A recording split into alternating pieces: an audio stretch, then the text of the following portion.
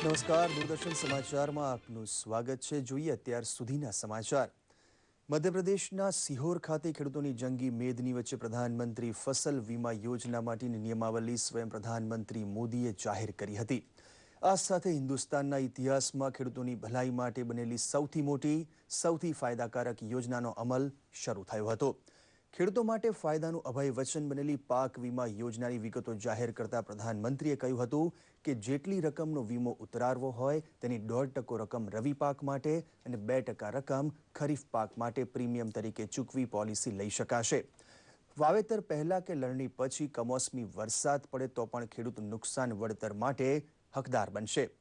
દાવાની પતાવટ માટે ખેડૂતને 25% રકમ તત્કાળ ચૂકવી પછી કાગળ કામ કરવાની વાત આ યોજનામાં સામેલ છે. પાક વીમા પ્રત્યે ખેડૂતોને આકર્ષવા માટે તમામ જાગૃત નાગરિકોને સહકાર આપવાની ખુલ્લી અપીલ કરતા પ્રધાનમંત્રી મોદીએ કહ્યું હતું કે હાલમાં 20% ખેડૂતો વીમા છત્ર સ્વીકારે છે, તેને ગમે તે ભોગે 50% સુધી પહોંચાડવા સરકાર જહેમત ઉઠાવશે. વીમો મળવાપાત્ર સંજોગોમાં છૂટછાટ મુકાયાનો ઉલ્લેખ કરતા પ્રધાનમંત્રીએ કહ્યું હતું કે અગાઉ કુદરતી આપત્તિ જો કમસે કમ અડધા ભૌગોલિક ક્ષેત્રમાં ત્રાટકી હોય તો વીમો પાકતો. હવે આ મર્યાદા ઘટાડી 33.5% કરાઈ છે. ખેત પેદાશના પૂરતા ભાવ ખેડૂતોની આર્થિક પ્રગતિમાં આવશ્યક હોવાથી બાબા સાહેબ આંબેડકરની જન્મજયંતિ 14 એપ્રિલથી નેશનલ એગ્રીકલ્ચર ઓનલાઈન માર્કેટ શરૂ કરવાની પ્રધાનમંત્રીએ જાહેરાત કરી હતી.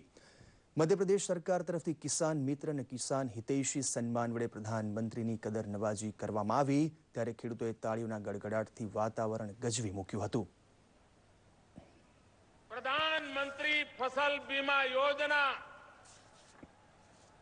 उसकी गाइडलाइंस आज मध्य प्रदेश के किसानों की हाजिरी में समग्र देश के किसानों को अर्पित की जा रही है.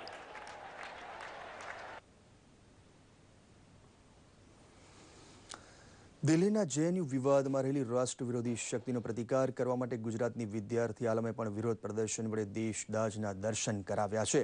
અમદાવાદમાં અખિલ ભારતીય વિદ્યાર્થી પરિષદ દ્વારા નેશન ફર્સ્ટ જેવા હેતુ સાથે રેલી કાઢવામાં આવી હતી. વિદ્યાર્થી સૂત્રોચ્ચાર વડે જનતાને જાગૃત કરવાનો પ્રયત્ન કર્યો હતો, પરંતુ ઇન્કમટેક્સ 4 રસ્તા પાસે પોલીસ દ્વારા 20 જેટલા કાર્યકરોની અટકાયત કરવામાં આવી હતી. દેશનું હિત સર્વોપરી છે તેવી વાત જેએનયુ વિવાદ સંદર્ભમાં જનતા સામે રજૂ કરવા વિદ્યાર્થીઓ સડક પર ઉતર્યા હતા. ભરૂચ ખાતે પણ આજે અખિલ ભારતીય વિદ્યાર્થી પરિષદ દ્વારા દિલ્હીની જેએનયુ યુનિવર્સિટીમાં થયેલા દેશ વિરોધી નારાનો વિરોધ કરવામાં આવ્યો હતો. ભરૂચની કેજે પોલિટેકનિક કોલેજથી જેપી ચોક સુધી એબીવીપીના કાર્યકરોએ રેલી કાઢી હતી અને દેશ વિરોધી પ્રવૃત્તિઓનો કડક વિરોધ કર્યો હતો. ભરૂચ ખાતે નીકળેલી રેલીને સંઘ તેમજ અન્ય સંગઠનોએ પણ સમર્થન આપ્યું હતું.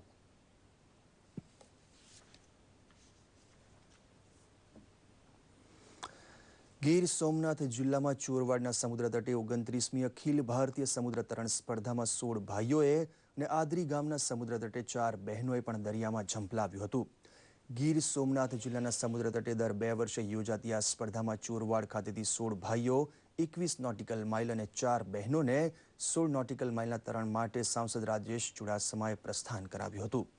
મરીન પોલીસ દ્વારા 15 બોટમાં પોલીસ જવાનોએ તરવૈયા સાથે રહીને સુરક્ષા આપી હતી. દરિયાઈ જીવોથી રક્ષણ મેળવવા તરવૈયાઓએ પૂજા અર્ચના બાદ શરીર પર કેમિકલયુક્ત ઓઇલ લગાડ્યું હતું. યુવા સાંસ્કૃતિક વિભાગ ગાંધીનગરના કમિશનર જેટી અખાણીએ જણાવ્યું, તરવૈયાઓની હિંમત તથા શૌર્યને બિરદાવ્યા હતા. સુરત ખાતે સોલિડ વેસ્ટમાંથી વીજળી ઉત્પન્ન કરવા બાબતે 4થી આંતરરાષ્ટ્રીય કોન્ફરન્સ યોજાઈ હતી. સ્વચ્છ ભારત અભિયાન અંતર્ગત ઘન કચરાનો નિકાલ કરવા નવી ટેકનોલોજીનો ઉપયોગ કેવી રીતે કરવો તે અંગે પ્રેઝન્ટેશન અહીં અપાયું હતું.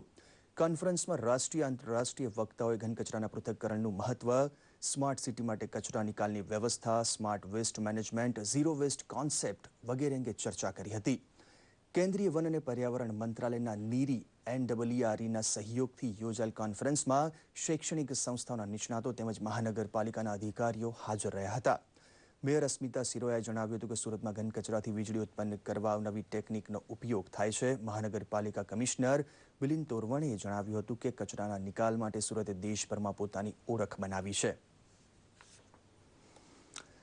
ગાંધીનગર ખાતે પંડિત દીનદયાળ પેટ્રોલિયમ યુનિવર્સિટી ખાતે energy and infrastructure management in changing global dynamics એ વિષય પર 2 દિવસીય ચર્ચા માટેના સેમિનારનો આરંભ થયો છે.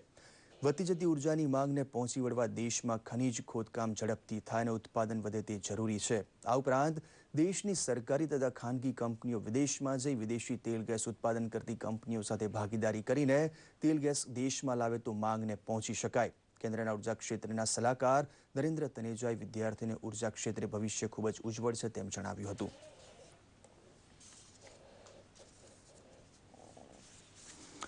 તો આ સાથે જ આ બુલેટિન સમાપ્ત કરીએ છીએ.